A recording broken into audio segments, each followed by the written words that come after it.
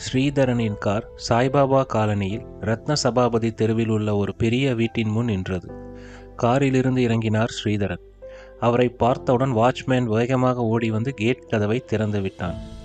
வீட்டிற்கு உள்ளே நுழைந்தவரை, "வாங்க ஸ்ரீதரன், வந்து உட்காருங்க ப்ளீஸ்" என்று அழைத்தார் தயாளன். தயாளனின் அருகில் விஜிதாவும் காயத்ரியும் அமர்ந்திருந்தார்கள். ஸ்ரீதரனை பார்த்ததும் வணக்கம் வைத்து கொண்டே எழுந்து நின்றார்கள். "திஸ் இஸ் விஜிதா, என்னோட தம்பி மக, அண்ட் ஷீ இஸ்" என்று தயாளன் முடிக்கும் முன், "yes, I know her, she is Gayatri" என்றார் ஸ்ரீதரன். காயத்ரி சங்கடமாக நெளிந்தாள். "உங்களுக்கு எப்படி காயத்ரியை தெரியும்?" என்ற தயாளனை இடைமறித்து, "நீங்க மட்டும்தான் இருப்பீங்கன்னு நினைச்சு வந்தேன்" என்றார் ஸ்ரீதரன். பரத்தை பற்றி இவர்கள் அனைவரின் முன் பேசுவதை அவர் விரும்பவில்லை என்பது நன்றாக தெரிந்தது. "உங்க அசௌகரியம் எனக்கு நல்லா புரியுது. நம்ம 2 குடும்பமும் பல வருஷமா நண்பர்களா இருக்கோம்.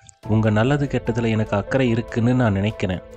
அந்த எண்ணத்துக்கு மதிப்பு கொடுத்து தான் நான் இங்கே வந்திருக்கேன். சுற்றி வளைக்காம விஷயத்தை சொன்னால் நல்லா இருக்கும்.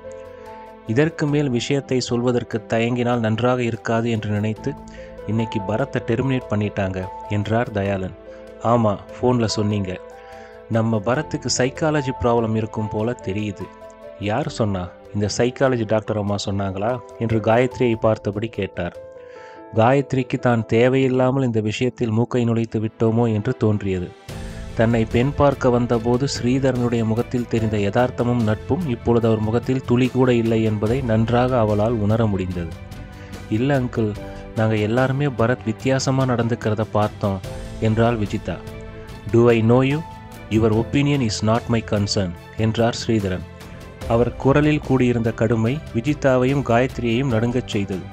"மிஸ்டர் தயாளன், நானும் நீங்களும் மட்டும் இந்த விஷயத்தை பற்றி பேசினா நல்லா இருக்கும்." தயாளன் பரத்தின் நடவடிக்கைகளையும் அன்று நடந்த விஷயங்களையும் விவரித்தார். "That's the reason. அதனால தான் அவனுக்கு சைக்காலஜி இஷ்யூ இருக்குன்னு நான் சொன்னேன். Thanks for your concern. அவனுக்கு வேலை போனதை பற்றி எனக்கு கவலையே இல்லை. இன்ஃபேக்ட் அவன் யாருக்கிட்டையும் மிஸ்பிஹேவ் பண்ணலை. என் மகன் ஆசைப்பட்டா உடனே ஒரு கார்டியாலஜி சென்டர் ஓப்பன் பண்ணுறதுக்கு எனக்கு 10 நாள் கூட ஆகாது. ப்ளீஸ் ஸ்ரீதரன், எமோஷ்னல் ஆகாதீங்க. அவனுக்கு சின்ன வயசில் இருந்த அந்த ப்ராப்ளம்" என்று தயாளன் கூறவும், "தட்ஸ் த லிமிட்" என்று தன்னை மறந்து கர்ஜித்தார் ஸ்ரீதரன்.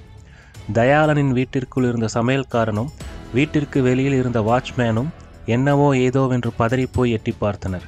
ஸ்ரீதரன் சற்று நிதானித்தார். அவர் கண்கள் லேசாக கலங்கியிருந்தன. "நான் உங்கள் எல்லாரையும் ஒன்று கேட்கவா?" என்றார்.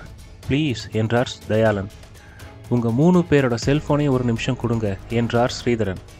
"வேணும்னா என்னோட லேண்ட்லைனை யூஸ் பண்ணிக்கோங்க" என்றார் தயாளன். "கால் பண்ணுறதுக்கு இல்லை, ஆக்சுவலாக உங்கள் ப்ரௌசிங் ஹிஸ்ட்ரியை நான் பார்க்கணும்" என்றார். அதை கேட்டு 3 பேரும் தயங்கினார்கள். "இந்தாங்க, பார்த்துக்கோங்க" என்ற வார்த்தை யாருடைய வாயிலிருந்தும் வரவில்லை. குறிப்பாக விஜிதாவிற்கு வியர்த்திருந்தது. கடந்த 2 நாட்களாக பரத்தை பற்றி தெரிந்து கொள்ள சமூக வலைத்தளங்களில் அலசியிருந்தாள். அதே போன்ற நிலைதான் காயத்ரிக்கும். வயசு பொண்ணுங்க தயங்குறதுல ஒரு நியாயம் இருக்கு. ஆனால் கிட்டத்தட்ட 70 வயசான நீங்களும் உங்கள் செல்ஃபோனை கொடுக்க தடுமாறுறீங்களே என்று தயாளனை பார்த்து சிரித்தார் ஸ்ரீதரன். "ட்ரீட்மெண்ட், சர்ஜரி சம்பந்தமாக 1000 விஷயம் அதில் தேடி இருப்போம். முக்கியமான மெசேஜ்கள் இருக்கும். அதை எப்படி உங்ககிட்ட கொடுக்க முடியும்?" என்ற தயாளனை பார்த்து பேசுவதை நிறுத்துங்க என்பது போல கையை தூக்கினார் Sridharan.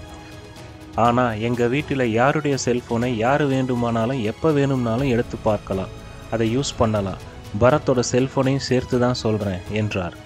"So I know all about my son" என்று சொல்லிவிட்டு எழுந்தவர், "நான் இங்கே வந்தது, நாம் பேசினது எல்லாமே நமக்குள்ளேயே இருந்தா என்று சொல்லி ஒரு நீண்ட இடைவெளி விட்டவர், மரியாதையாக இருக்கும் என்று வாக்கியத்தை முடித்தார். ஸ்ரீதரன் அங்கிருந்து சென்ற பின் டாக்டர் தயாளனும் காயத்ரி, விஜிதா 3 பேரும் பேசிக்கொண்டிருந்தார்கள். "அவருக்கு பரத் மேலே இருக்கிற பாசத்தினால இப்படி பேசிட்டு போகிறாரு. நாம் சொல்கிறதுக்கு இனி ஒன்றும் இல்லை. சாரிம்மா காயத்ரி, நீ இங்கே ஜாயின் பண்ண ஃபர்ஸ்ட் நாளே இப்படி ஆகிடுச்சு" என்றார் தயாளன். "பரவாயில்ல அங்கிள், ஐ கேன் அண்டர்ஸ்டாண்ட்" என்றாள். "ஆமாம், ஸ்ரீதரன் சாருக்கு எப்படி உன்ன தெரியும்?" என்றார் தயாளன். "லாஸ்ட் வீக் என்னை பொண்ணு பார்க்க ஸ்ரீதரன் அங்கிளும் சுபா ஆண்டியும் வந்திருந்தாங்க. அதுக்கப்புறம் நானும் பரத்தும் ஈவினிங் ஒரு காஃபி ஷாப்பில் மீட் பண்ணோம். ஆனால் ஏதோ எனக்கு பரத் கிட்ட தப்பாக பட்டுச்சு. அதனால் அடுத்த நாளே ஸ்ரீதரன் அங்கிளுக்கு ஃபோன் பண்ணி எனக்கு விருப்பம் இல்லைன்னு சொல்லிட்டேன்." "ஓ, அதனால தான் அப்படி மூஞ்சில் அடித்த மாதிரி பேசுனாரா?" "கண்டிப்பாக அதனால் இருக்காது அங்கிள். ஏன்னா நான் என்னோட முடிவை சொல்கிறப்ப பொறுமையாகவும் டீசெண்டாகவும் தான் பேசினார். ஆனால் இன்னைக்கு அவர் அப்படி பேசினதுக்கு காரணம் அவருக்கு பரத் மேலே இருக்கிற பொசசிவ்னஸ் தான்." இஃப் யூ டோன்ட் மைண்ட், எதனால் உனக்கு பரத்தை பிடிக்காம போச்சுன்னு நாங்கள் தெரிஞ்சுக்கலாமா? காயத்ரி டேபிள் மேல் இருந்த தண்ணீர் பாட்டிலை திறந்து தண்ணீர் குடித்தாள். பிறகு தன் தொண்டையை செருமிக்கொண்டு, அன்னைக்கு நானும் பரத்தும் மீட் பண்ணும்போது அந்த இடத்துல தானா குளிர் அதிகமாச்சு. அதுவும் இல்லாமல் வெளியே சொல்ல முடியாத, என்னை தவிர யாருக்கும் தெரியாத என்னோட பர்சனல் விஷயங்கள் அவருக்கு தெரிஞ்சிருந்தது. அதாவது என் கூடவே இருக்கிற என்னோட அப்பாவுக்கு கூட அந்த விஷயங்கள் தெரியாது. பரத் அவளுடைய சில தவறுகளை அன்று சுட்டிக்காட்டியதை அவள் வெளிப்படையாக கூறவில்லை. ஸோ அவன் உனக்கு தெரியாமல் உன்னை ஃபாலோ செஞ்சிருக்கான்னு சொல்கிறியாம்மா? சரியா தெரியல uncle, I am not sure என்றாள் காயத்ரி. ஆனால் அன்று பரத் தன் அருகில் அமர்ந்துவிட்டு பேசி செல்லும் வரை அவளுடைய இறந்து போன அம்மா அங்கு அமர்ந்திருப்பதை போன்ற பிரமை ஏற்பட்டதை அவள் சொல்லவில்லை. பரத் அவளை எச்சரித்த விதம் அச்சு அசலாக அவளுடைய அம்மா எச்சரிப்பதைப் போலவே இருந்ததையும் இவர்களிடம் சொல்லாமல் மறைத்து விட்டாள் காயத்ரி. வீட்டிற்குள் வந்து சோர்வாக ஹாலில் உள்ள சோஃபாவில் உட்கார்ந்தார் ஸ்ரீதரன். என்னங்க இன்னைக்கு ரொம்ப லேட்டு? உங்களுக்கு பிடிக்குமேனு அரிசி உப்புமாவும் கார சட்னியும் செஞ்சு வச்சிருக்கேன். நீ சாப்பிட்டியாம்மா? டேஸ்ட்டு கரெக்டாக இருக்கான்னு பார்க்குறப்பவே ஒரு 5-6 ஸ்பூன் உள்ளே போயிடுச்சு என்று சிரித்தாள் சுபா. அவளை பார்க்க பாவமாக இருந்தது ஸ்ரீதரனுக்கு. கல்லூரி படிப்பு படித்திருந்தாலும் கணவனும் மகனும் தான் அவளுடைய மொத்த உலகமும். இவளிடம் பரத்தை பற்றி அவர்கள் கூறியதை சொன்னால் சத்தியமாக தாங்கிக் கொள்ள மாட்டாள். ஸ்ரீதரனின் கவலை தோய்ந்த பார்வையை புரிந்து கொண்டாள் சுபா. எங்க முதலாளி ஐயாவுக்கு அப்படி என்ன யோசனை என்று கிண்டலாக கேட்டாள். ஒரு சின்ன ப்ராப்ளம்மா. அவளுடைய சுண்டு விரலை அவருடைய பார்வைக்கு நேராக காட்டி, இவ்வளோ சின்னதா இல்லை இன்னும் கொஞ்சம் பெருசா என்றாள் கிண்டலாக. சங்கடமாக சிரித்தவரின் கையை பிடித்து இழுத்து பெட்ரூமிற்குள் அழைத்துச் சென்றாள். அவருடைய சட்டையை அவளே கழற்றி ஹேங்கரில் மாட்டினாள். பாத்ரூமிற்குள் சென்று ரெஃப்ரெஷ் ஆகி வந்தவரை இறுக அணைத்து கொண்டு கட்டிலில் சாய்ந்தாள் சுபா. சுபாவின் உடல் மேலிருந்து வந்த மல்லிகை பூவின் வாசமும் கற்பூர வாசமும் சேர்ந்து அவருடைய மனதை லேசாக்கியது. சுபா அவருடைய மார்பில் முகம் புதைத்து அவருக்குள் தன்னை தேடத் தொடங்கினாள். ஸ்ரீதரனும் அவளுடைய தேடுதலுக்கு உதவ ஆரம்பித்தார். விவரம் தெரிந்த பிள்ளைகள் அருகில் இல்லாத பல சமயங்களில் அவர்களின் தாயும் தந்தையும் காதலர்கள்தான். உணர்வுகள் உச்சம் பெற்ற பின் நாள் முழுவதும் உழைத்த களைப்பும் சேர்ந்து கொள்ள சிறு குழந்தை போல உறங்கத் தொடங்கினாள் சுபா. சிறிது நேரம் ஆழ்ந்த உறக்கத்திற்கு சென்ற ஸ்ரீதரன் திடீரென்று உறக்கம் கலைந்து எழுந்தார். அறை கதவை மெதுவாக சாற்றிவிட்டு வெளியில் வந்து டைனிங் டேபிளில் அமர்ந்தார். அன்று மாலை தயாளனின் வீட்டில் நடந்த விஷயங்களை அவர் மனது அசை போட்டது. ஒரு தொழிற்சாலையை பல வருடங்களாக வெற்றிகரமாக நடத்துபவருக்கு அடுத்தவரின் கூற்றை ஆராயாமல் அப்படியே புறந்தள்ளும் பழக்கமில்லை. அவர்கள் ஸ்ரீதரனிடம் கூறியதைப் போல பிறரிடம் பரத்தை பற்றி பேசக்கூடாது என்பதற்காகத்தான் சற்று கடுகடுத்து விட்டு வந்திருந்தார். வாசல் கதவு திறக்கும் சப்தம் கேட்டு பூஜை அறைக்குள் சென்று மறைவாக நின்று கொண்டார் ஸ்ரீதரன்.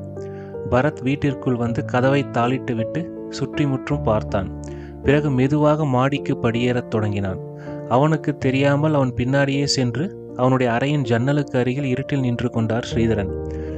பரத் உறங்கச் செல்லும் முன் அப்பா அம்மாவை யாரும் டிஸ்டர்ப் பண்ணக்கூடாது என்று சப்தமாக சொன்னது இவருடைய காதில் விழுந்தது. அடுத்த சில நொடிகளில் தெருவில் அங்கொன்றும் இங்கொன்றுமாய் ஊளையிட்டு கொண்டிருந்த நாய்களின் சப்தம் மொத்தமாக நின்று போய் ஒரு அமானுஷ அமைதி அந்த தெரு முழுவதும் நிலவியது. அதே நேரத்தில் அந்த தெருமுனையில் நின்று கொண்டு ஸ்ரீ இல்லத்தை 4 கண்கள் நோட்டமிடத் தொடங்கின. இந்த வீடியோ உங்களுக்கு பிடிச்சிருந்தா லைக் பண்ணுங்க, உங்க ஃப்ரெண்ட்ஸுக்கு ஷேர் பண்ணுங்க, எங்க சேனலை சப்ஸ்கிரைப் பண்ணுங்க.